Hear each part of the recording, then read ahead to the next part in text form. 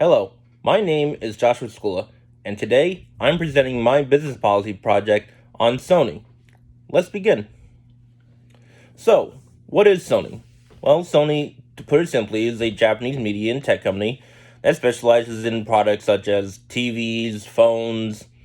They make monitors for computers and stuff, but for my case, more importantly, they specialize in gaming.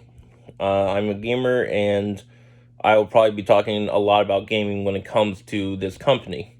They've been around since 1946 and are mostly well known for their lineup of PlayStation consoles. So recently, their revenue has actually been seen an increase post-pandemic, as they've for the fiscal year ended around 2022 March.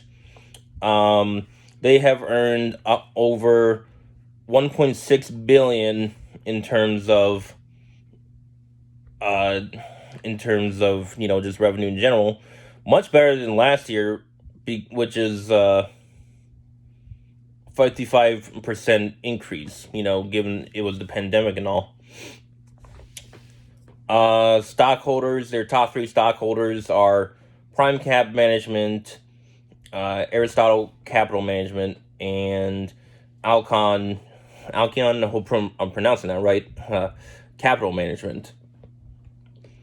So for SWOT analysis, I'd say that when it comes to their strengths, it lies definitely within its media company and their gaming side, because if you were to look at a bunch of Sony's sales, you wouldn't see it from their TVs or their phones. You'd see it from their gaming side. The PS5 is like the biggest thing right now, besides the Xbox Series X and Nintendo Switch. And they make, a lot of money as a result of like their console and like their VR and all their games. But they also, make movies and stuff. Sometimes they're good or amazing, like Spider-Man No Way Home. So they actually have a tie-in with Marvel in that sense. But sometimes it's terrible, like Alvin and Chipmunks. Their weaknesses would have to be its lack of console exclusivity and price-poor marketing. There's opportunity when it comes to gaming, and their biggest threat would be rival gaming companies such as Microsoft. In terms of Porter, I say they have to watch out for other big media companies like Amazon and Microsoft.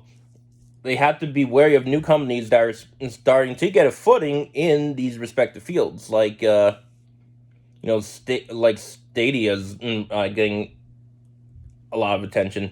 They need to focus on mass production now on like PS5s and phones, now that they can get the parts needed that weren't really available during the pandemic. And they need to be wary of third-party brands, making knockoffs.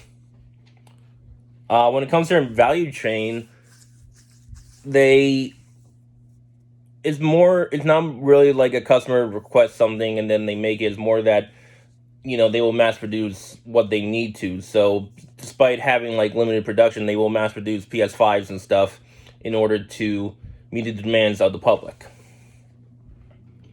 Their tangible assets would definitely be their the gaming side, but intangible would be mediocre exclusives and terrible movies, and sometimes they actually don't really have a QR team, from what I've heard.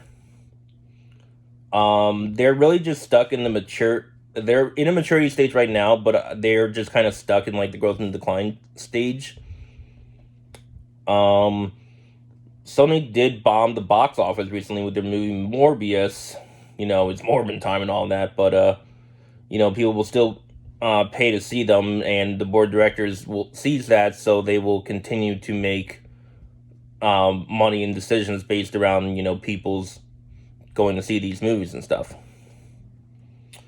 As far as financial risks, again, just making movies that are bad, that are that cost millions to make, and are based around consumers continuously investing their money in these services to see them. That's not really a good entrepreneurship. Ethics, they don't really have any ethical issues. They're not Activision Blizzard where, well, I won't get into that. You can look that up for yourself. But they have been a very good ethical place of employment for the past 3 years. And they, as far as issues go, I couldn't find really anything except for an article from 2005. But it seems that there's been no issues since. So as long as they continue to stay like that, then I say they're good. Innovation, they innovate. They continue to innovate and bring to the masses, what people want in the market, art, ray tracing, Bluetooth, all that. Unless you're KFC and you make a gaming console that has a built-in chicken grill in it, then you are good.